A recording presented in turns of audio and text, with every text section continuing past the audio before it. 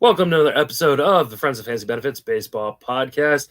I am Justin Mason, and I am joined by a fantastic guest who I'm not even going to try to pronounce his name because I'll butcher it, and I don't want to do that live. We are live. If you want to come and watch us do this live, you can do that. We usually record about 10 p.m. Eastern on Mondays, and we do it live. You catch it on the YouTube, on my Twitch, on my Twitter, or on my Facebook. Joining me is Kev at Rotosurgeon. Kev, pronounce your last name.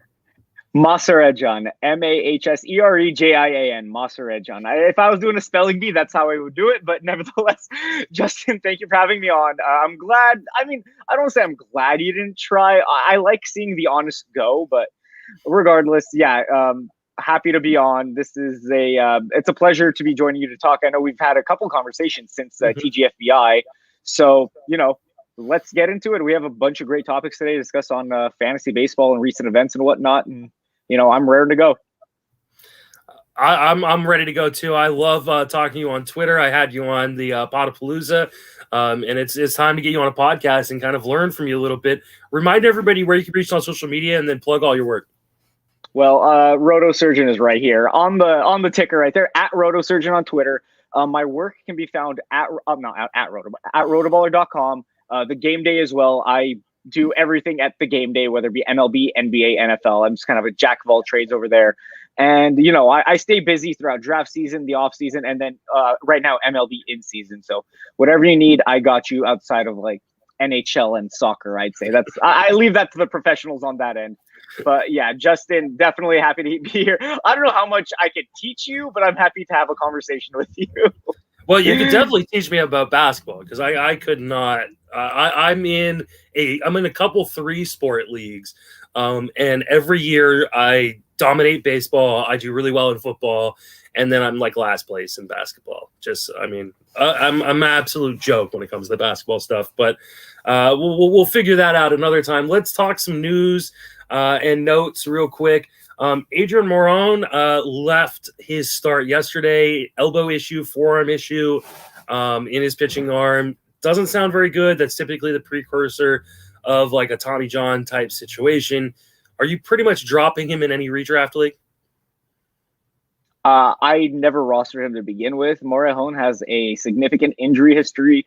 And even though this left forearm strain they are saying isn't as severe as his past like elbow issues or injuries that he's dealt with, I'm not that interested. The Padres have a dearth of starting pitching. They have Dinelson Lamet, who hasn't pitched, I believe, in a sim game yet, but he's pretty much on track to return. I'm still not a big Dinelson Lamet guy given his PRP and his injury stuff, but the Padres, they are loaded with their rotation. They could bring up Mackenzie Gore. I've been looking at Ryan Weathers as a pickup if I were dropping. I don't have him at home, but if I did have him, I'd be dropping him for Ryan Weathers, who's been pitching fantastic over the past few weeks now. And it's pretty grim right now. I don't think he pitches for the first half of the season, if at all, for the rest of the year. Yeah, this is a pretty scary situation, I think. I mean, Dynasty, you're probably holding just because he is a young arm with a lot of upside. But this is the scary part of young arms, right, is they sometimes pop. And that's kind of the unfortunate situation. I think you are dropping him in just about any redraft situation. And I think I actually have him in my Razslam League, which we'll be talking about here in a few minutes. So he'll be hitting the waiver wire there. Hunter Dozier re-injures his thumb. Last I saw, it's supposed to be kind of still a day-to-day injury. They're hoping that he's going to be back. What are your thoughts on Dozier with the thumb issue? Dozier is already a fringe kind of power bat. It's really hard to roster him if he is playing through an injury. If he's 100% healed, I actually did like him as a target in that 250 ADP range where he had, I don't know if he had the outfield eligibility as well as first base, but he was a nice little fringe corner infield bat that you can move around. And yeah, it really depends on what we see. I haven't seen many reports on what his thumb's like right now. I doubt he tore any ligaments because we probably would have heard about that. But, a lot of teams are being hush-hush about injuries. We're seeing not much about Ketel Marte's injury. We're seeing a lot of, Anthony Rendon, who we're going to discuss soon, his groin injury was kind of, it was out of the blue, and now he's on IL. And we have just a lot of the league keeping things under wraps. So as long as Dozier's healthy, I still want him on my roster. But if you see any signs of struggle, I'd be dropping him because there might be more to that thumb than we thought. Yeah, I mean, the way the team has kind of characterized it is that it's just kind of a re-aggravation of the previous injury. But that's kind of scary. Ooh, 2-run home run. Who was that? Is that Mike Moustakis? Uh, oh, Jesse Winker. Nice. Sorry about that. Yeah.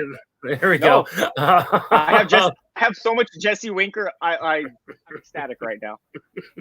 This is the problem with me having the TV in the office now, as I get distracted when something happens in a game.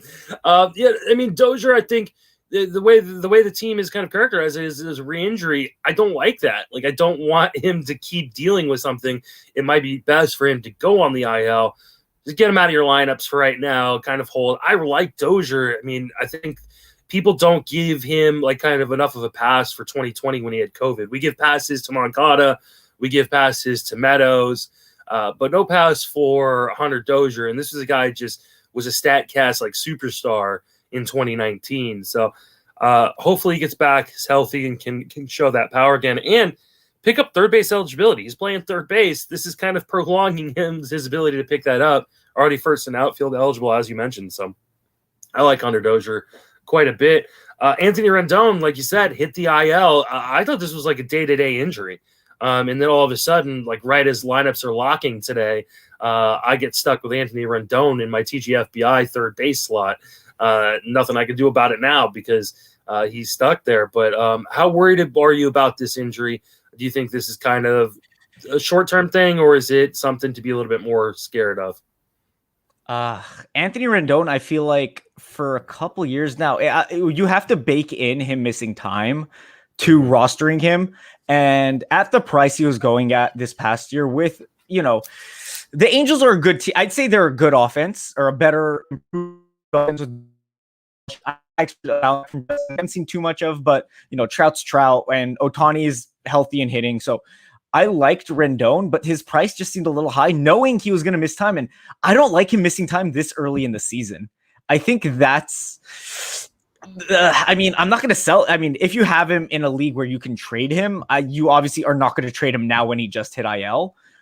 But maybe if he comes back and he's hot for 2-3 weeks, maybe I might look to trade Anthony Rendon, because if he's getting hurt this early in the season, and he's not the youngest guy, he's about 30. He's 30 years old. That's not old, but he's had injury issues in the past.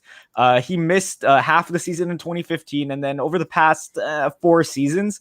He's missed about 15% or 10 to 15% of the year every year. So he's not really the guy to rely on for a full year. And, in a draft and hold in any sort of like Raz Slam or TGFBI league, you're obviously going to hold him. You're not going to drop Anthony Rendon, but this is just kind of the lumps you got to take. And when he returns, he should be fine. But a groin strain, it sucks. These can linger. Just got to hope for the best, because it seems minor enough that he wasn't put on the IL till today. That doesn't concern you, right? Much that it's not like a grade 2 probably. Yeah, I think the fact that they didn't do it immediately kind of speaks to the fact that they thought maybe there's a chance he could play it. And I think they're probably just wanting him for the playoff run, right? This is a team that has playoff aspirations and wants to make a push, and they'd probably rather him get healthy and be okay. And then, have this linger throughout the whole season. So I'm okay with it. It is what it is. You just kind of roll with what you got. Hopefully you didn't draft Cabranian Hayes too, and you're really screwed at third base. But, it is what it is, man. I mean, like you said, you got to kind of bake in that Anthony Rendon's going to miss some time here and there. Typically it's nagging stuff. And this seems like one of those injuries. Yeah, all right. Definitely. Tyler O'Neill hits the IL with was it a groin issue as well, I believe? Or is it just general suckage? Tyler O'Neill's terrible. He may have strained his talent. So I think are we cutting Tyler O'Neill at this point? I mean, I was one to be open to Tyler O'Neill coming into this year. He had a nice spring, and I know spring isn't everything, but all that matters for him is he just has to make contact. Everything else is there. If he can make that contact, he has the groin strain. So you're right. It was a groin strain similar to Rendon.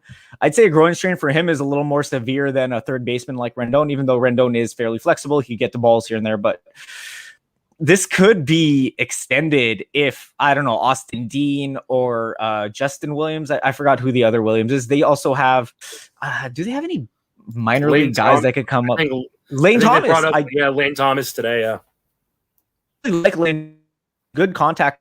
Good too. So I have Lane Thomas rostered in a few DCs. So this I don't want to say just for me, but generally I believe Lane Thomas is competent enough to take on a role if you were to be asked to play near every day. He has a power issue, I believe. So if he can kind of get some juice out of his bat in that lineup, which is pretty potent, I think Lane Thomas can stick. And O'Neill might be an odd man out. He might be a fourth outfielder, a pinch hitter type. So the Cardinals aren't afraid to make these types of decisions. They'll stick to their guy, but only if they're really paying him like they did with Dexter Fowler for all those years. Matt Carpenter, why is he in the lineup every day? He's not good, but they're paying him, and he's kind of like the guy who's been there. Tyler O'Neill, they're not really tied to. Yes, I'd probably be cutting Tyler O'Neill in a league with 30-man rosters or so, and just kind of not looking back because, if he hits a heater, great. He might not even be in your lineup when he does hit that heater. That's the sucky part about him.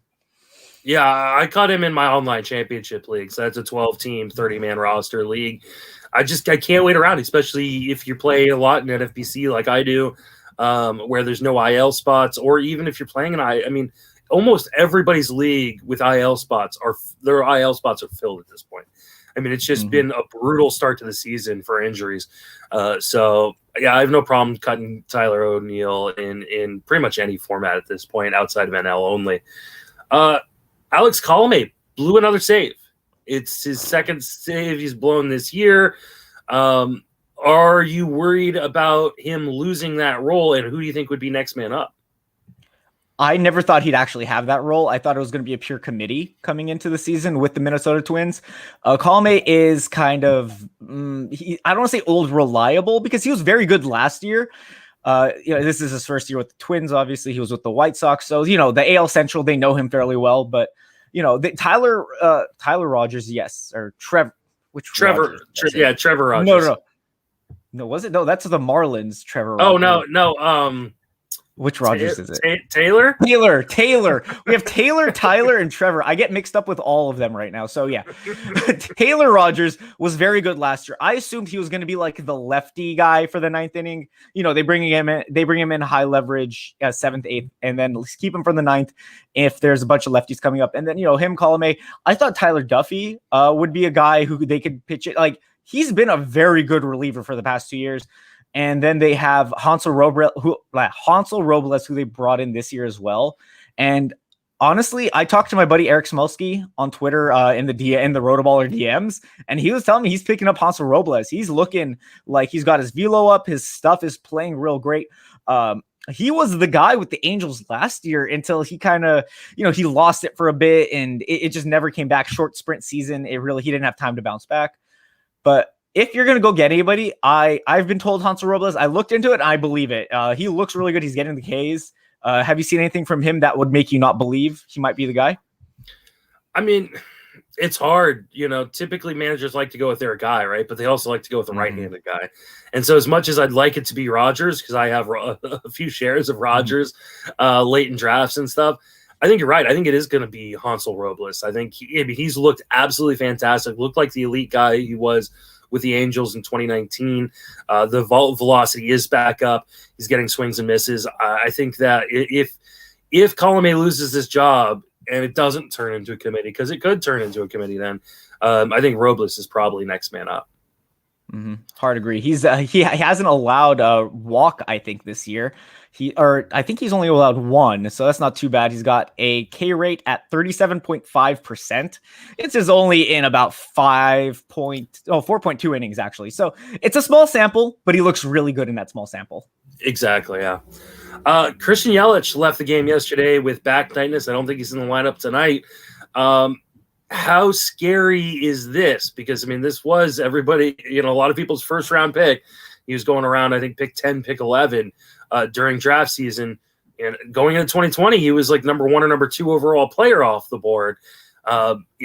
He's looked a little bit better at the plate, not much better. And now he's got the back issue. Are you scared about Christian Yelich? This is the last thing I wanted to hear about Yelich, but Travis Shaw came out, said that, Christian's in high hopes. He's looking like he's going to be returned sooner than later. Not to me. He didn't make it sound grim at all. It was just like, this doesn't seem too worrisome. I'm hoping it was precautionary and they kept him out today as an added precaution. They scored about 6 runs on the Cubs. They were facing Albert Alzolay.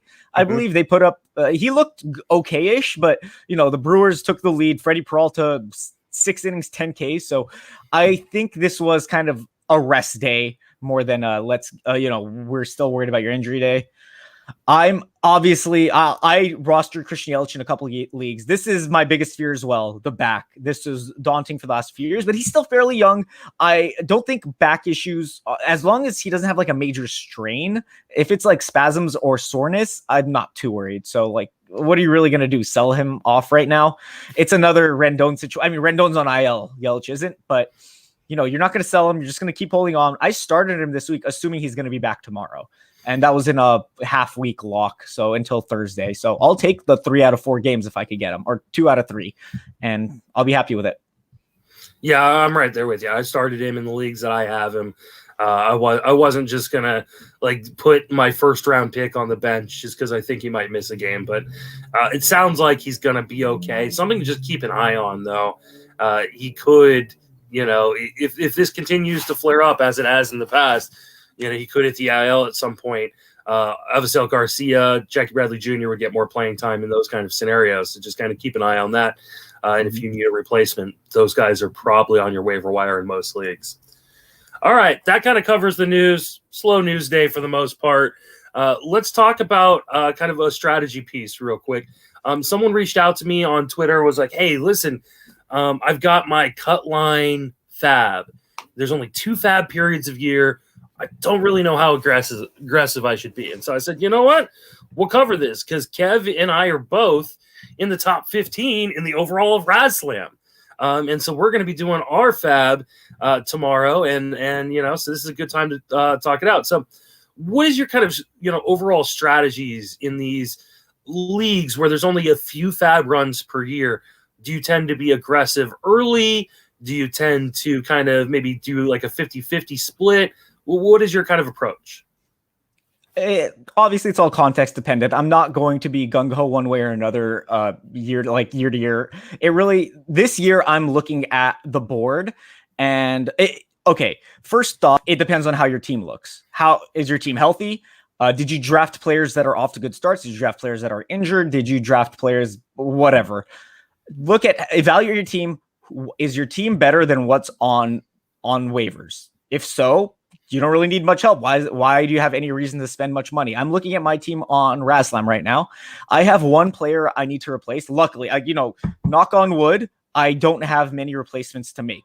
I'm sure you don't as well, but the point being, I'm probably not spending a lot of fab in this early period. I'm only making 1 drop, and the players that are available, I'm not dying for. I'm not looking at Tyler Naquin and saying, damn, I need Tyler Naquin on my roster. No matter how good he's been early on in the year, Winker's back, Akiyama will be back eventually. And I'm, while I am interested in picking him up because, you can't perform that well without some modicum of talent being present. But it's pretty I guess Yermin Mercedes, but how much do I want Yermin Mercedes on my roster? Has the best come already? So these are the big 2 names, I would say. And in points leagues, categories don't matter. We're looking at guys who are going to put up points. Phillip Evans, he's getting he's fantastic. I think he's the 2nd highest OPS in the league right now to Soto, I believe, or it's something crazy. Phillip Evans is on fire, but do I want Phillip Evans on my roster? How many games is he going to be play when Brian Hayes plays? I'm just looking at the top 3 right now. So those are just the 3 guys to name. Obviously, like Zach McKinstry, nobody's really going to be looking for. But nevertheless, unless you see something I don't see, I guess Julian Merriweather is a hot ad, but that's another that's a TGFBI ad. That's not a RazSlam ad. I don't care for his strikeouts are nice, but if he's only going to get me 2 saves a week or even one save a week, and with his injury issues, I don't even want to roster him. Do you see anything I don't see right now? Because I'm not really dying for anybody on waivers. It's not that I see, obviously there's not going to be a ton of talent. The guys that are going to be available this early that are interesting are the guys who've gotten closer jobs. that we didn't expect to. So, for instance, like Emmanuel Clase is available in mine. You know, someone's going to spend a lot of money on him. Merriweather's available in mine. You know, guys like I don't know, Cesar Valdez is available in mine as well. I mean, here's the thing: you don't want to like go crazy, right? But at the, you know, replacing guys that, you know, are healthy and productive with guys that are just available, right? You don't want to spend bad money. You do want to be aggressive in these things, though, because here's the God honest truth. And if you're talking about RadSlam or you're talking about just the NFBC cut line, my experience in both of these kind of leagues is about half the league will not do the fab next time around. And so you will not have as many people to go up against. And this is true for the free leagues like RadSlam and the paid leagues like Cutline. It happened to me last year in the 60-game season. We only did one fab run, maybe it was two. Mm-hmm. But the last fab run, half the league didn't even do it. They were like, well, we're too far out. Like we don't care. And so you're not going to have to compete with as many people. And so you know, for instance, like my team has a few injured players. I drafted my wife as a joke in this league, so I have to replace her. So I will be really aggressive. And my expectation is I will spend anywhere from 60 to 80% of my fab in this first fab run to make sure I'm getting, you know, as many plate appearances, as many innings pitched as possible, knowing that when we get to the next fab run, you know, half of the fab, you know, or half the league isn't going to be spending anything, you know, and so I won't have to worry about not winning bids with a $30, you know, bid. Absolutely. Okay. I think it is a case-by-case basis in this where, you know, you have some injured players and you're looking to fill multiple roster slots. Yeah, that's totally fine to spend up. You need, like in any sort of TGFBI or any sort of league, draft champions, you're looking for people who could play. I need at-bats. I need innings pitched. I don't care about the rest. If I personally have my at-bats, I have my innings pitched, so I'm not worried right now. I'm going to throw a few dollars out there for like one player to replace. I might spend up for him because, like you mentioned, that is actually a good strategy to, you know, pay up to fill whatever, even if it's a marginal one, to, you know, maximize that slot, because there's, you know, Chance Cisco isn't doing me any good right now, or whomever, your wife isn't doing you any good. You know, hopefully she's not listening, but you know what I mean? It's all dependent. I have my goal with drafts is to not have to spend this much at this fab run and kind of go all out at the next one. And, you know, you obviously have to dump it. I missed out on the second fab run last year. I still finished top 15. I'm looking to finish top 5, first overall, ideally this year. But, you know, to do that, I'm going to have to, like in a playoff baseball or basketball setting, when you have fab left, outspend your opponents, outspend the competition. So even if it's a marginal guy in June 8th is the next cut line deadline. I don't care if it's a marginal player I'm adding, as long as he's filling an injured slot. And since I don't have those injuries now, I might have him later. Sure, I have him later. Because it's just ball. So for me, I'm holding. You're doing the right thing. And it is for everyone, context dependent. Definitely. All right. So hopefully that answers the question. We'll answer some more questions from people asking them in the stream at the end. But I want to talk about some of the top fab pickups of the week. And it's going to be very reliever heavy, just a heads up. So Luke Trevino was the most added player in RotoWire Online Championship leagues this week.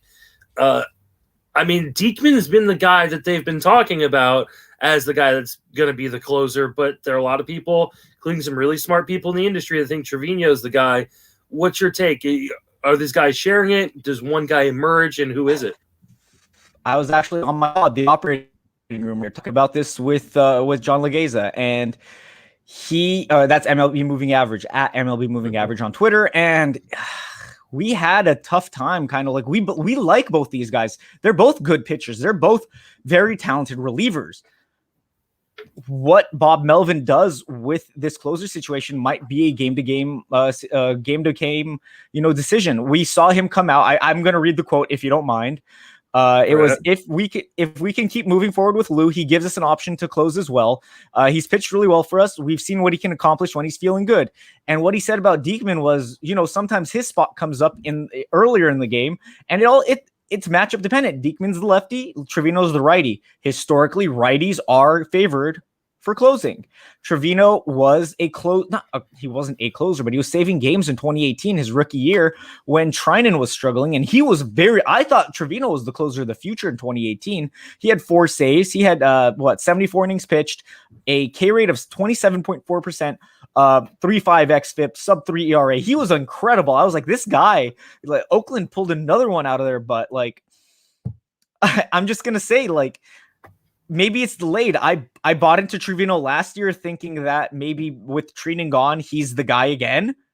It didn't happen. He sucked, but now he's good. So if I had to spend fab, I'd spend more on Trevino than Diekman, but it's probably going to be a shared situation. John Legeza mentioned Sergio Romo, given that he's the old hound in that bullpen, but Romo's been terrible this year. At 38 years old, I don't buy that too much.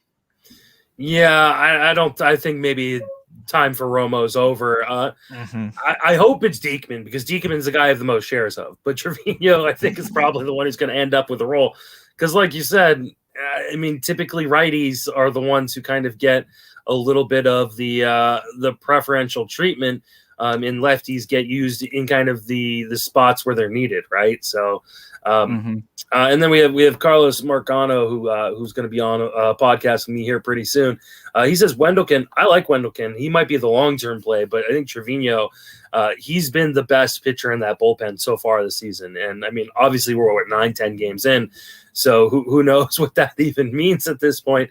But this has an odd feeling like it's going to be kind of a shared situation, and that Trevino, if somebody ends up getting it, it's probably going to be Trevino. Absolutely. I like the Wendelken. I like the concept of Wendelken more than I like him. I looked into a couple of his starts. Not starts, but outings. They were like when they were losing by a lot of runs. And I don't know if he's a trusted late inning guy when they're winning. And that has to go to that just seniority. Sometimes the old man is the reliable one. It doesn't matter. Unless you're Emmanuel Clase and you're pumping 102, yeah, you're the guy. But if you're younger and he's pretty good. I like Wendelken, again, like you said, for the future, just not for now. Yeah, and you got to remember too, we're dealing with the A's that are very money conscious.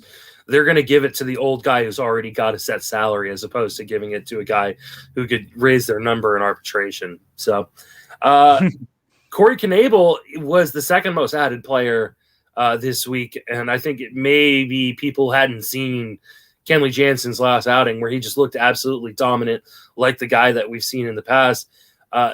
If for some reason something happens to Kenley, do you think that Knebel would be the guy that is next man up? Did I lose you? Well, it appears I may have lost Kev, so ride solo here for a few minutes.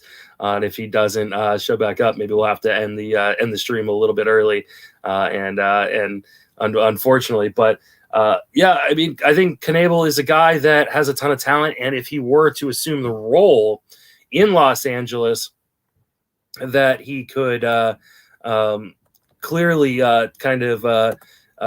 be maybe a top 10 closer moving forward. But I think that it seems like Kenley Jansen is going to have quite a bit of leeway in the role. And Kev is back. What are your thoughts on Corey Knebel? Do you think that he is next man up if something does happen to Jansen?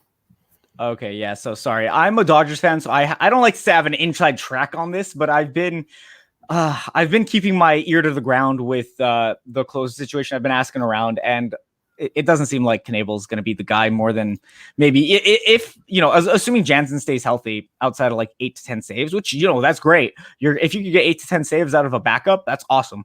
But with Knebel, it would take a Jansen injury or like a stretch of 2 to 3 weeks of underperformance for him to take over. Now, Jansen, his cutter was cutting in this most recent outing, and we've seen Dave Roberts stick to Jansen no matter what, outside of, World Series performances where Julio Urias pitched like 2 to 3 innings. it's been Jansen. It's going to continue to be Jansen. He's in his contract year. I don't want to say the Dodgers feel like they owe him something, but it's more so they know what he provides, and they're kind of willing to go with the bumps with Jansen. It's not something they're gonna just cut bait on at this immediately, especially 2 weeks into the season. Yeah, I mean, and while it is his last year, so they're not necessarily tied to him after this year, they're a team that they're so good. If they lose a game here or there because Jansen blows the saves, it's not going to like hurt their playoff chances. They're still going to be in the playoffs. So, whereas a team like, I don't know, just randomly go throw out the Reds, because I'm watching the Reds play my Giants. Like, if Amir Garrett were to blow a few saves in a row, they would yank it because they're going to be in a dogfight in their division. All right. It's Tyler Naquin. You mentioned him earlier. Been one of the hottest hitters in all of baseball for, about 3 games. I mean, it helps that he got to play the Pirates, but do you think this is somewhat legitimate, or like you mentioned before with Winker coming back, that he may lose some time? Okay, Tyler Naquin is someone that completely went over my head in draft season just because I don't know why. I was like, yeah, if the Cleveland didn't like him, I'm just gonna be like, how much better could he be elsewhere? If he couldn't get playtime in Cleveland, where can he get playtime, especially in the outfield? He's been killing it. His StatCast profile, 98th percentile average exit velocity, X batting average of 95th percentile, X slug 98th percentile, hard hit percentage 100th percentile. Where did this come from, and why did I miss it? In 2020, average exit velocity 87th percentile, hard hit 93rd percentile. He was right under our nose, and I have a pretty big nose, so like maybe some things get lost there.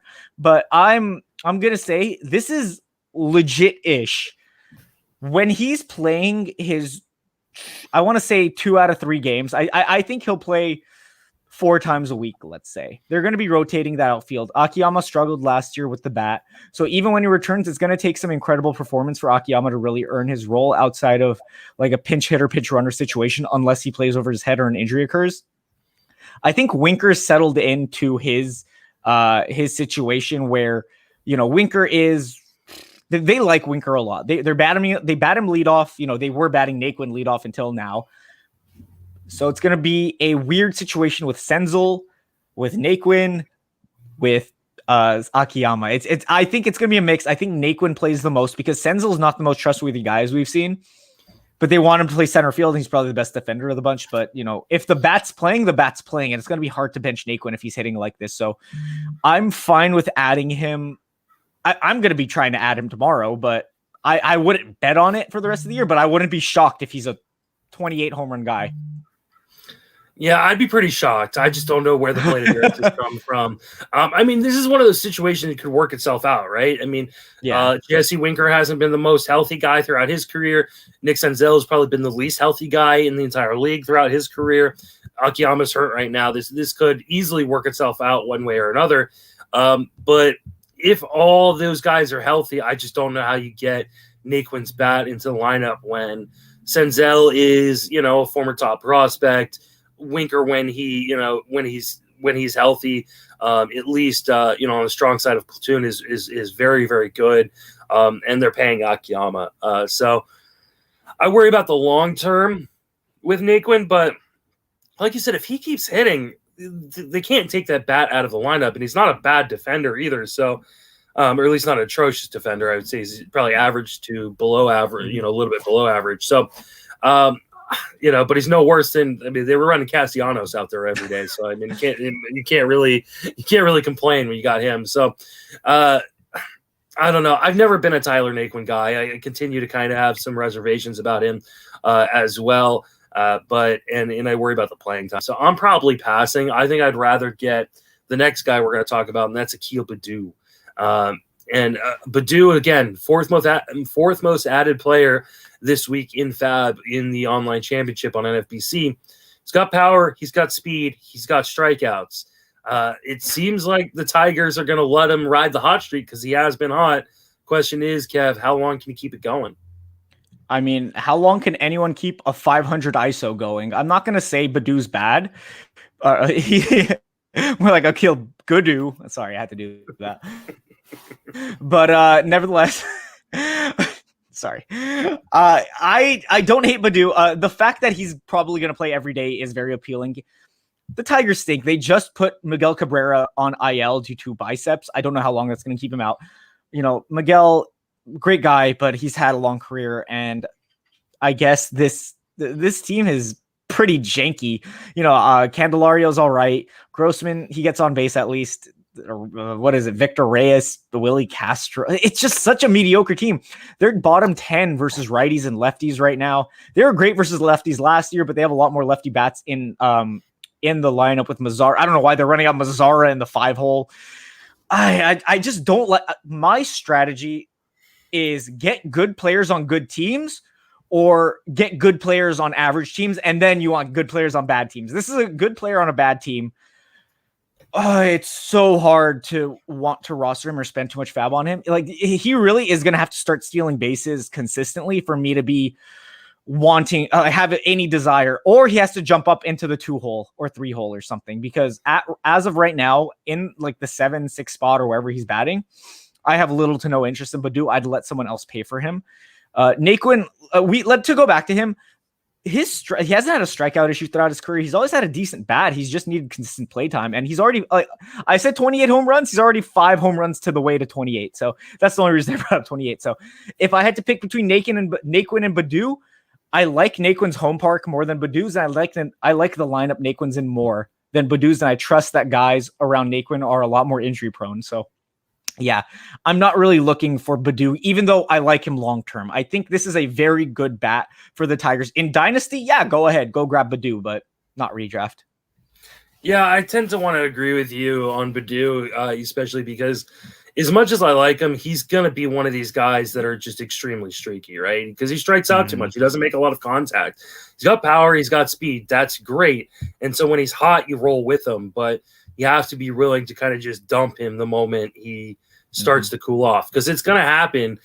He reminds me kind of a like mid-career Carlos Gomez, where on the on weeks he plays like a first round talent, and on the off weeks he's droppable, right? Because he'll only get on base 2 or 3 times in a week, and that'll be a problem. And I prefer young guys with good hit tools as opposed to young guys with bad hit tools and flashy other tools, because a hit tool will get you sent right back down to the minors. Now he's a Rule 5 pick, so he can't be sent down to the minors. Otherwise, they have to give him back to Minnesota, and I'm sure Minnesota would take him back with no problem. So he's going to be on the roster, which is a good thing. But they also, like you said, this is a bad team, at least a bad offense. And they're going to be looking to make deals at the trade deadline, and Badu's not going to be part of those trades. And so they're going to want to build up build up a little bit of the trade value on guys like Nico Goodrum, or guys like Victor Reyes, or guys like Jonathan Scope. And so, when you start giving some of these guys, Jacoby Jones, playing time, it's going to kind of come at the cost of Akil Badu. And so they're riding the hot streak right now, but as soon as he cools down a little bit, I think he heads to the bench. Absolutely. That's where I'm at completely. Like, he's going to be hot right now. It's awesome. But once that cold streak hits, it's going to be freezing. And that's basically what you don't want to pay for. Yeah, exactly. The next highest added guy was a little bit surprising to me, Tim LeCastro. I think this has to do with people needing some speed. And it's a hard thing to find on the waiver wire. I like Tim LeCastro a lot. What are your thoughts on him? I love Tim LeCastro. Actually, in TGFBI, I paid 89 fab bucks, and I won by, I'd say 20 or so. So I had a really good bid out there, and I'm super happy with LeCastro. For a speed guy, that's your pay. I don't care about anything else. Give me some stolen bases. He's got 30 to 40 steal speed, not grade, but I think this guy, he has a good bat. He has a great contact profile. Throughout the minors, he never had a strikeout rate above 17%, which is incredible. That's exactly what you want to see. He's 28, older, but not that old. It's like I'd take 28 out of a fringe bat But if he's playing today, I don't care. Just, he's batting at the top of the order. He's a righty, so he's going to get those nice, juicy matchups against lefties. He has 2 matchups against lefties in these next 3 games. I think he gets, Jesus Luzardo is not the easiest guy, but then Patrick Corbin, who's still kind of just coming back. So I have him in my lineup for this week. I'm all the way in on LeCastro. Like, he doesn't even have like 20 grade power. He can maybe give you 8 to 10 home runs. I'll take 8 to 10 home runs with 30 steals. Put it in my pocket all day, every day. I'm putting him in my lineup every week until he's like either dropped to the 9 hole, which I still might start him then, or he like gets injured or goes on a crazy cold streak. Like, this guy's going to be in my lineup. I love Tim LeCastro. I wonder if the Diamondbacks will move Ketel Marte back to second base once he's healthy to keep LeCastro in the outfield.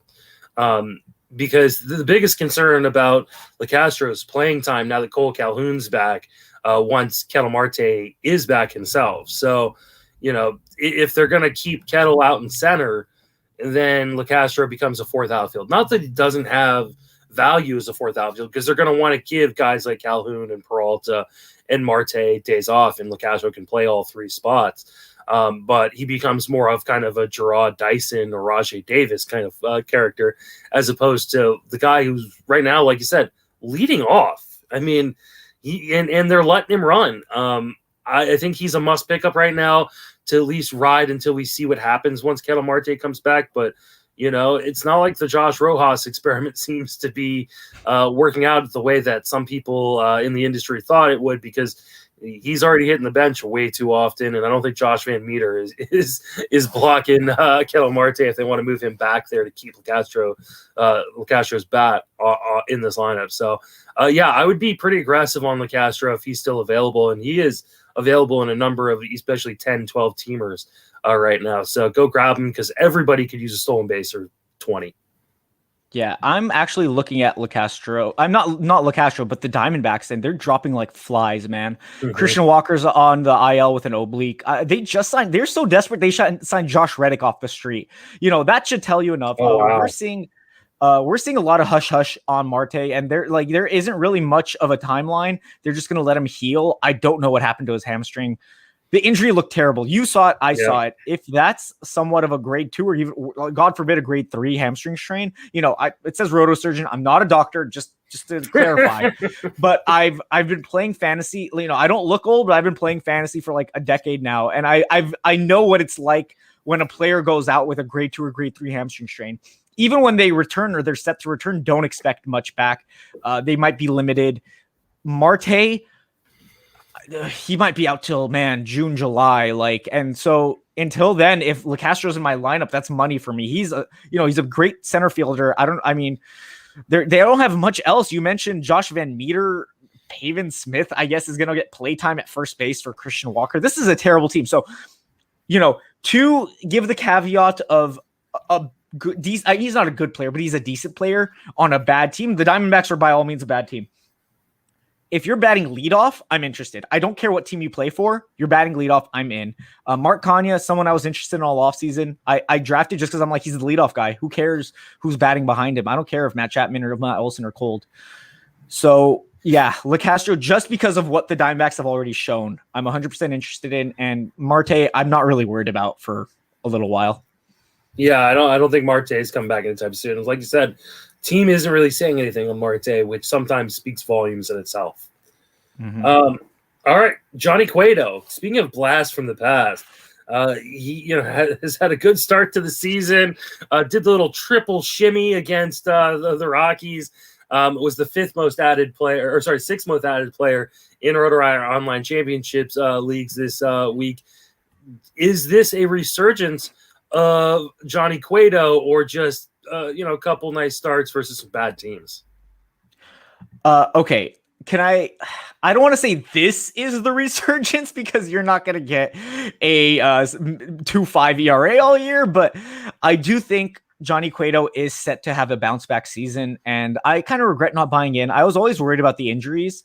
He missed 2 years ago, and then last year he pitched 63 innings, so he pitched a full season in 2020 relative to what a full season was. But he's looking like Johnny Cueto over the past. The Giants are one of the more progressive organizations now with how they're running out their lineups. We discussed it off air, how they're going pure like lefty versus righty or righty versus lefty with their, like with Darren Ruff and guys like Solano or whomever it may be out there every day. And Slater at the top of their lineup versus lefties. And the lineups are a savvy organization. Farhan Zaidi has done a fantastic job over the past year or so.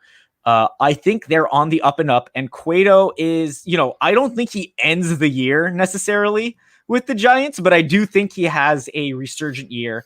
And if you spent any fab on him, or if he's somehow left on your wires, he really should be rostered in anything 12 team and above. 10 team, that's where he's more of a stream and hold than a must own. But yeah, Cueto's a dude. Usually guys who are coming back from injury do take not a full year, but a year to come back, a year removed from surgery after pitching a year, specifically for starting pitching. And, he's a year removed now and he's looking good. So I'm in. Yeah, I had kind of drafted Cueto knowing what his early season schedule looked like, starting with the Mariners and then the Rockies at home. But that being said, like, I'm pretty sure his next start is against Cincinnati at home. Not starting him there. Like, I just, I think he, like you said, he's kind of a pickup or a stream and hold kind of guy, especially when good matchups are around. But you're not going to want to start him against, teams like the Padres, teams like the Dodgers, and those kind of, when you start seeing bad stretches of games, that it's okay to drop him. I love Cueto. I think he's kind of an underrated asset, especially because it does appear the Giants stadium is going to play much more pitcher friendly than it did last year when they had that gate closed, even with the lower fences. That being said, I love him because he's a fun pitcher to watch, right? And he's on my favorite team, being a Giants fan. But like the whole double pump, the triple shimmy, like all this stuff he does, he's a guy who struggles sometimes with his mechanics and timing to begin with. And so I don't really love that he does that because often it leads to bad pitches and not being able to get into a rhythm. I think you kind of ride what he's got going right now, but I'm not super keen on this is going to be lasting much longer. I mean, it just depends on what you expect, right? Mm-hmm. Yeah, I think especially like in a deeper league, in a 15-team league, you're not going to find much out there, right? So you kind of hold on to them. But like in a 12-team league, you're going to find guys like Mitch Keller or guys like the next guy we're going to talk about, Steven Matz, kind of widely available throughout the year. And I think I'd rather take the gamble on some upsides like that than a 34-year-old Johnny Cueto. Definitely. And you mentioned his next start versus Cincinnati. At least it's at home. But next start after that is at Phillies. Citizen Bank is a brutal place to play. The Phillies look pretty good. They're not incredible, but I'm probably not starting Cueto there. I'd rather start Cueto versus Cincinnati at home than at Philly against the Phillies. So I'm definitely wary if I did pick him up as a streamer because I would not stream him. But if I had him in like a TGFBI league or RASLAM, I absolutely want Cueto on my roster. All right. Let's go ahead and move on over and talk about Steven Matz, who first start of the year was pretty awesome, and a little bit different of a pitch mix.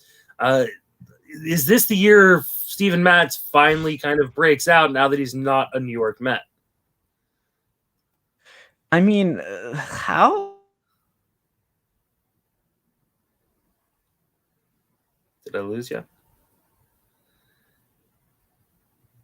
Oh, I think I may have lost Kev again. So I'll kind of continue without him for a minute or two until he gets back. I'm actually very interested in Steven Matz. I have never been a Steven Matz guy, but there is a little bit more reliance on the third pitch so far early in kind of the season, which is a very kind of encouraging sign. So on the fastball, just 37% of time, the slider, 30% of the time, and the changeup, 25% of the time. It's not a good home park, which is, they're playing in Dunedin, is a place that is not going to be very pitcher friendly. However, the shortest porch in Dunedin is in right field. Being left-handed might play a little bit better for him than maybe some of the right-handed options that the Blue Jays have there. I think you want to be careful early on and kind of, pick and choose your kind of battles and starts with Matz kind of moving forward early. And then, see kind of how things go. If he continues to kind of, back up some of these starts that Matz have been having, he could be a lot more interesting. Kev, what are your thoughts on Steven Matz? Oh yeah, the New York Mets really failed the Steven Matz. I think Matz is definitely someone I was interested in the past and kind of left as a forgotten man of sorts. He was so disappointing after basically 2016. I mean, 2018 he was fine. He looked back to form, and then I was hoping for a nice 2019, and then it was another mediocre year. And then last year, the strikeouts looked good, but he was kind of switching between a starter and reliever role. The 9.68 ERA, obviously in a short season, isn't great, but through 2 starts, his strikeouts look back to early Matz form. So if he could just stay healthy, I'm in on Steven Matz. I don't love the home park in Dunedin. I don't love the matchups in the AL East. But if he's going to be pitching well, if he's going to be K'ing guys and not walking too many dudes, he's got a sub 10% walk rate. It's at about 8.5% right now. So I'm looking at Matz as a guy, if he's out there, I'd be interested. He's got the Royals and then the 1, 2, 3, 4, and then the Tampa Bay Rays, who are okay. The Rays are actually, I think, better versus lefties than righties, but nevertheless, if you could get him versus the Royals in this next matchup, I'm definitely interested in Matz. And then, from there, you see where it goes. Yeah, I kind of agree. And, Dunedin is not going to play well for pitchers like I mentioned. But being left-handed might, the short porch is in right center. So being left-handed might kind of help him out a little bit there and kind of soften that blow a little. All right, Yimi Garcia. He was the next most highly picked up guy in NFBC online championship leagues, likely because he was probably already owned on a bunch of teams already. He appears to be the closer right now in Miami after Anthony Bass blows 2 saves to open up the season. Do you think Yimi is going to be the guy moving forward and can hold that role? Yimi is the guy. I don't think I have no question to that. The way Don Mattingly's come out and stated just basically his thoughts on the bullpen. So Yimi's the guy. Is he the guy all year? That's the question. He's a free agent at the end of the season. The Marlins are terrible. Like, they're a lot worse than people expected. I thought they'd be a little sneaky. They were pretty good last year. I was like, okay, their offense could make some noise. They have a great rotation, but Sixto's injured. Trevor Rogers looks fantastic. So I guess, you made up for the Sixto loss with Trevor Rogers, Sandy Alcantara, Pablo Lopez. They have a very tight top 3 of their rotation, but the bats have not been there. I guess it's so wonky not having Garrett Cooper in the lineup every day because he's probably their best bat or best power bat. And this team's just not good enough to really need a closer all season, or at least an elite closer. So I think Yimi Garcia, take what you could get for the first half of the year. And then, if he gets traded to be a setup guy elsewhere, it sucks, but at least you got 15 or so saves with Yimi for the first half of the season. I really do think he is the guy. He's been really good throughout the past 2 years. I didn't like him as a Dodger, but last year he had a 31.7% K rate, and he looked like a different pitcher. Nice home park, no stress. I love Yimi Garcia right now. Yeah, I think you're right. I think he's the guy until he gets traded. But you never know. He could get traded into a situation that needs a closer. What if the A's are competing and they decide, hey, we do need a guy in the 9th, and it's not going to be Trevino or Diekman in the playoffs, or what about Joey Votto just hit a bomb. Damn. Sorry. Maybe a team. Yeah, maybe a team like I'm trying to think of another maybe competitive team that doesn't really have a strong. The Rays, man. The Rays have they were coming in the season with like the bullpen being their strength, and now they're down to Diego Castillo and a bunch of guys you've never heard of. So it's Yimi could get traded to a position where he's still a closer. I think you have to grab him right now because I do think he's the guy. I think at some point they're going to give Anthony Bass another chance. They signed him to a multi-year deal. This is not a team that, just throws money around. But Bass may have to wait until mid-season in that trade to come through, or if Yimi, gets some yips himself and struggles. So, but I think I agree. Yimi is the guy right now. Cole Calhoun, another guy who's added in a crap ton of leagues. He's healthy now. He's back on the field. I think that was the reason why he wasn't owned in as many leagues as he probably should have been. What are your thoughts on Cole Calhoun rest of the way? I liked Cole Calhoun a lot more before his injury. I was actually targeting him because he's always been an underrated guy. He could hit 30 home runs and just, produce a good amount of runs. He's hitting second in the lineup. Obviously, that might be affected by the Ketel Marte injury, but, top of the order bat in a lineup that should have been better than expected. I didn't have a lot of Eduardo Escobar, but I thought he could be a decent bounce back along with the Asdrubal pickup. And, this lineup should have been decent, but Calhoun missing this much time and it turning out to what it is. I guess if he's hitting in the 2-hole, you have to pick him up. Anybody hitting in the 2-hole for the most part, you have to add, because they're probably a good hitter. But you really are going to be having to bank on bombs from Calhoun because the RBIs and the runs aren't going to be plentiful enough to really sustain anything. And, he's a low average guy. He strikes out a good bit. I don't know how interested I am in like a points league, but any sort of roto categories league where you can rack up some home runs, hopefully some RBI as well. Maybe he scores in Tim LeCastro. Other than that, it's looking a little bleak, but you have to roster him just because of where he bats and his everyday role. Yeah, I mean, if he's your fifth outfielder, I don't have a problem with that, right? He is like super, super unsexy. You have to definitely account for the fact that he's not going to hit for average. He's probably a 230, 240 kind of hitter, right? But 20 home runs, hitting the top of the lineup, he's an accumulator. That's what he is. And we're not talking about like late in the season where you really need to make up categories, right? We're talking about early in the season, and he's a glue guy. Like he's not the guy you look at the end of the season, you go, oh, Cole Calhoun, he won me my fantasy league. No. You look at other guys, but if you really take an honest assessment, he's one of those guys that can really help you stay, somewhat balanced in home runs, RBIs, runs scored. Probably is like a 20 homer guy, 70 rest of the way.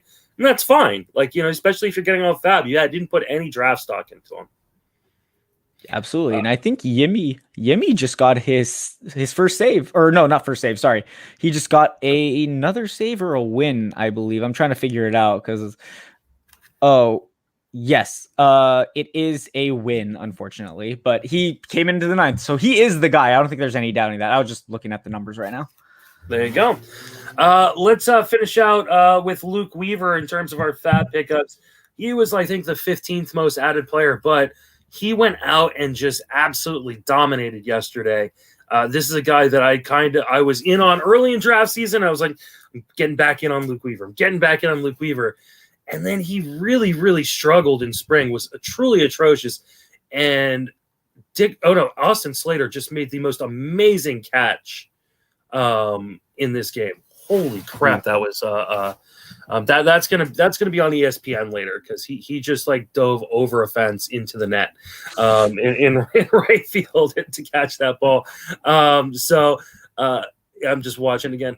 Wow. Yeah, no, I have not seen that. I'll catch it on the highlights. Yeah. I'll go on Twitter later. Definitely go check that Austin Slater catch in right field. It was pretty awesome. He was dominant. The question is, can he continue to be dominant, really relying on just two pitches there, Kev? Oh boy, that's the $1 million question, I guess. Luke Weaver last year, I want to say had a forearm strain. So that's another forearm strain precursor to further injury. So he was terrible in 2020. As much as some people might want to blame, the short season, he did have his strikeouts were fairly normal. He had a 23.3% rate. That was the second lowest of his career, but it wasn't bad. He didn't have any egregious issue there, but the home runs, that's the big issue with Luke Weaver. He has 3 in 12.2 innings right now. And, that's not great, but if he could keep up his performance from who did he face? He faced the Cincinnati Reds at home. The Reds are streaky. I don't want to say this is someone I'm buying. I don't think Luke Weaver is fully healthy from last year. His first start, at Colorado, so I can't take too much away from that. It was good for a Coors start. So as far as we've seen, he's been great. But I just have a weird feeling with Luke. Like, he's one of those guys, even if he's fully healthy, he could just blow up on you just because that's just the nature of how he pitches. I think he's a high fly ball guy. So it comes with the territory with a guy like, his fly ball rate right now is 43.8%. Last year, 48.4%. So if half your balls are fly balls, even if in a good home park like Arizona with the humidor now, you're going to give up those home runs. And if you're not striking out 30% of your guys, it's not going to be pretty. So I'm not in on Luke Weaver. I think there are going to be more blow-ups than great outings. And maybe at the end of the year, it all evens out. And in a roto league, it's great. But in like a head-to-head league, you're going to get bit in the ass in some weeks. And that's where I'm not interested in Luke Weaver at all. Yeah, my fear is that even in a roto league, it's not going to even itself out because when you're a 2-pitch guy, you don't know when those blowups are coming. They may come against the Pirates. They may come. He may go out and dominate the Dodgers. You didn't start him, and then we just saw it, right? He went out and dominated the team who was the hottest offense in baseball in Cincinnati, and then next week he'll go up against someone crappy like Pittsburgh and get blown up, and I don't love that volatility until he gets a third pitch. I want to say he threw his third pitch was the cutter once in the entire start and didn't throw out first strike. So that's a problem for me. I love the fastball and changeup, but you need a third pitch if you're going to last in this league. We've seen it too many times with a ton of guys who are very, very talented. Chris Archer being the one that comes to mind the easiest, that you can only survive on 2 pitches for so long as a starter. Otherwise you end up in the bullpen. Absolutely. But he had a sinker, actually. He brought back a sinker. I don't know how he's thrown it. I think very seldom in 2016 and 2018. I'm just looking at pitch info, pitch type on Fangraphs right now. So 13.6% sinker rate. The cutter was actually down relative to the last few years. This is the second fewest amount of time. I mean, we're still like super low and like a super recent into the season through 2 starts. So I'm not looking at too much of a pitch mix, but as far as we see the sinkers looking like that third pitch, is it good? I don't know yet. I didn't watch the start, unfortunately, so I can't speak to it. I'm just going off the numbers and what we know of Luke Weaver. Probably a reason why the Cardinals are a really good organization at, bringing up starting pitching. So if they gave up on him, and I know the injury is the big reason why he's been so bad. Partly, like you mentioned, with a 2-pitch mix, but all of that encompasses to me having no interest in Luke Weaver for the most part. That's fair. All right, let's take some stream questions before we get out of here. So got a few questions from people who are watching live. If you are still watching live and want to ask some questions, feel free to throw them in. If we got time, we'll answer them. Migs22, he's asked, hey guys, trade away my Vlad Guerrero Jr. for Tyler Glasnow. It's a head-to-head redraft categories league. What are your thoughts here? I absolutely would not do that. This is something I'm very pro Vlad. If you see my tweets, literally, I think I might be the wrong guy to ask here. I'm a little too biased, honestly, regarding Vlad Guerrero Jr. I am of the belief that he could be a top 15 to 20 pick next year. While Glasnow's a top 10 pitcher when he's on. How long is he going to be on? How many innings are you going to get? Am I getting 100 innings? Am I getting 120 innings? I doubt I'm getting 160 innings. If I'm not getting 160 innings, I'm not interested in a starter, especially in a in a head-to-head categories league where, in the playoffs, if I don't have the guy, if I don't have my 4th round pick, not to say I'm screwed, but, I have worse chance than if I just kept Vlad, who may have had less of a overall value, let's say, on the year. But in specifically a redraft categories league like this, or even Dynasty, I would never do this in Dynasty, but redraft categories, I still wouldn't do Vlad because his launch angle's up. He's hitting the ball. I discussed this on my pod, the operating room. Line drives are going out much further now because of the drag on the ball. It's fly balls, which are the issue. Vlad doesn't hit fly balls. He hits line drives. These are the balls that are going out of the field. And he's looking great right now. He has like a 1,000 something OPS. He's walking like he has like a 500 OBP right now. And obviously short sample, it doesn't, the numbers specifically don't matter, but he looks great. The lineup's only going to get better when George Springer returns. So, if you have Tyler Glasnow, great, awesome. Keep him. I might even sell him. But I'm not buying Tyler Glasnow, especially after a 14K performance. Would you be buying him right now? I mean, I think if you really need the pitching, I'm okay making this move. But I'm not a Glasnow guy, and I'm not necessarily a Vlad Guerrero Jr. guy either, though he has looked, like you said, really, really impressive. 92-mile-an-hour exit velocity. The launch angle is up, over 10 degrees from last year, which is a really good thing. It's at 16 degrees. I'd like to see it raise a little bit more, but like you said, the line drives are going out right now, and he is hitting in Dunedin, which is a great place to hit.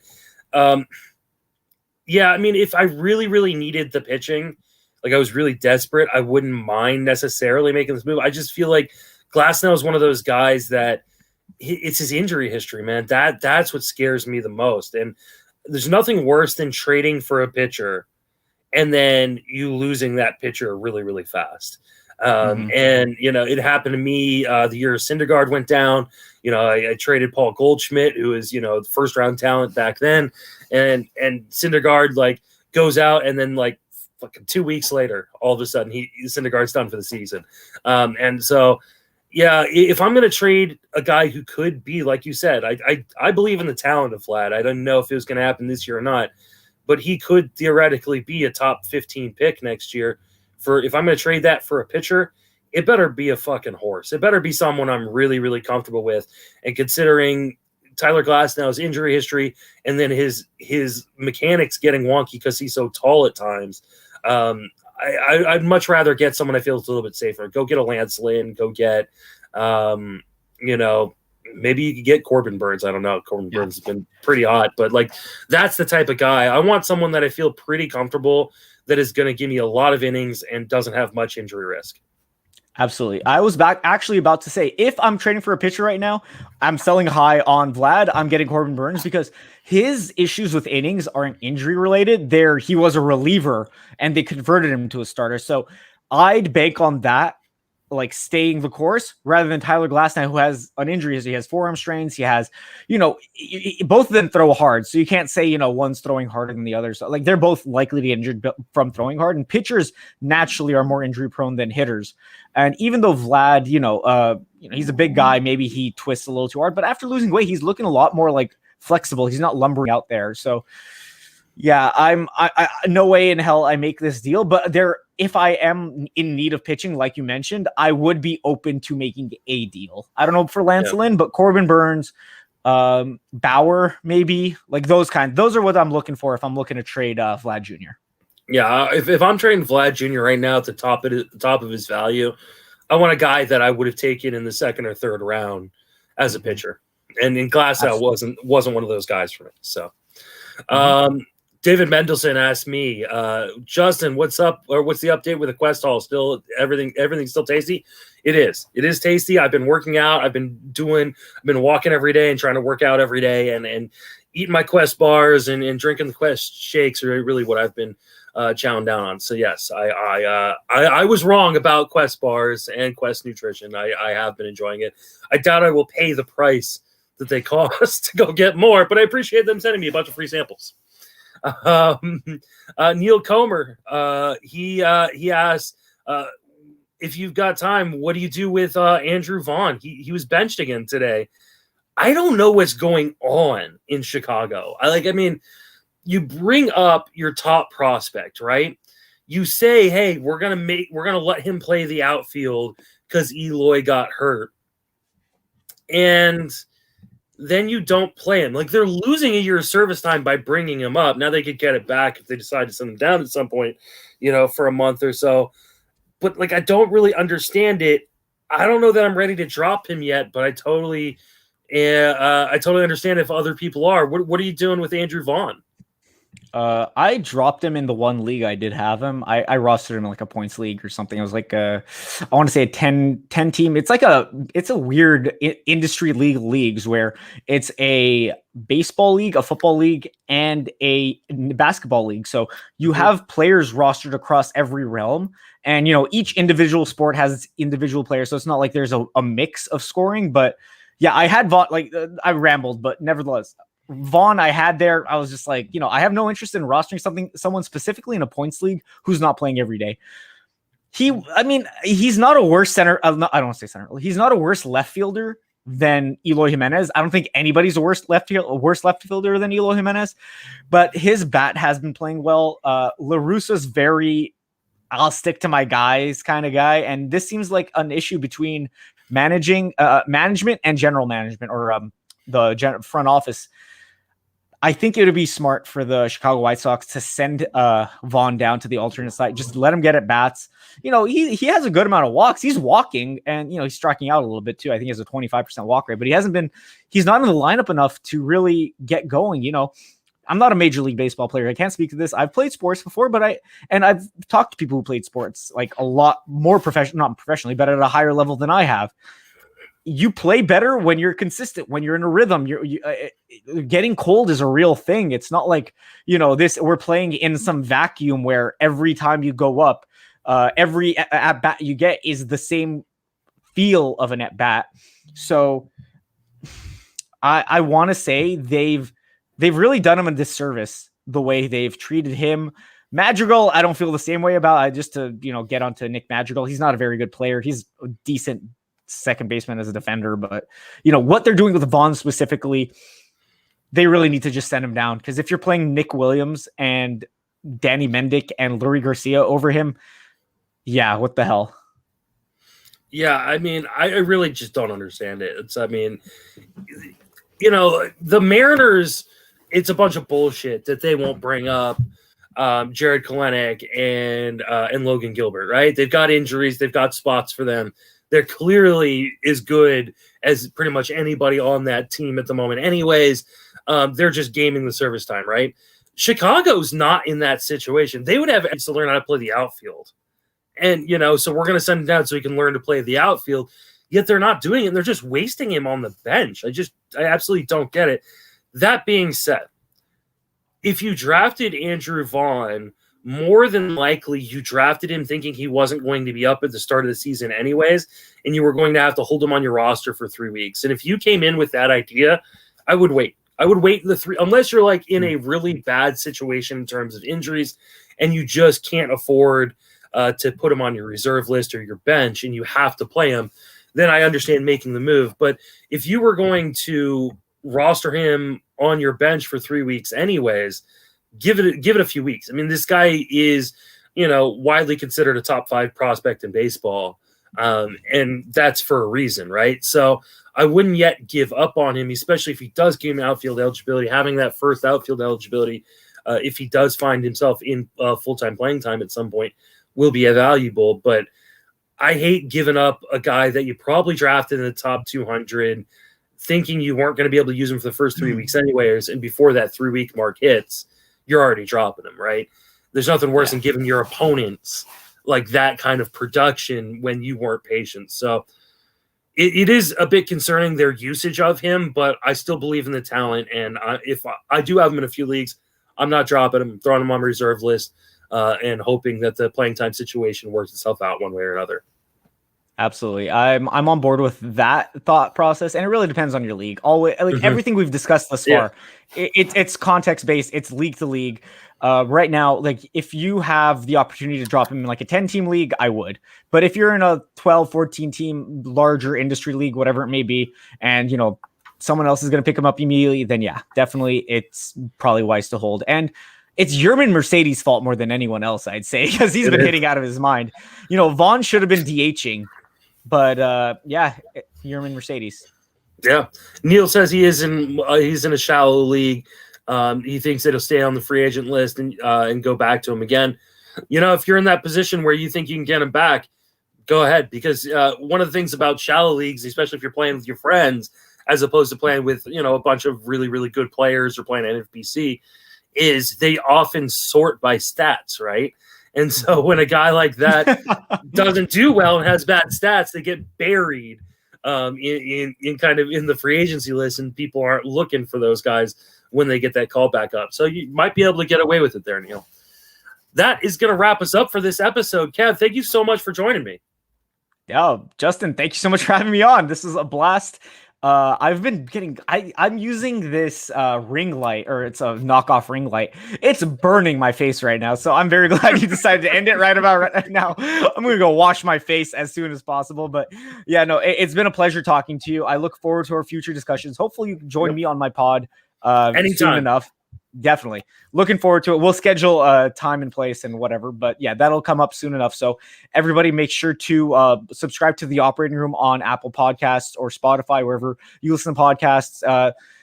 I'm going to have Justin on as soon as possible, and, definitely appreciate this time, and hopefully you got something out of it, because, we're just here to help. That's all we're here to do. So hit us up on Twitter. I'm down here at RotoSurgeon. I'm sure Justin Mason, you probably follow him already if you're on this, but definitely happy to answer questions whenever they come up. Yep. You can follow me on Twitter at FWFB.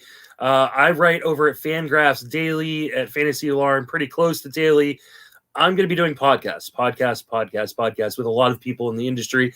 I've been kind of just booking as many guests as I can for this podcast, the TGFBI podcast, and the Sleeper in the Bus podcast. So definitely subscribe to all those places. Kev, thank you so much for joining us. Thank you all for listening or watching. If you're watching live, have a fantastic baseball season.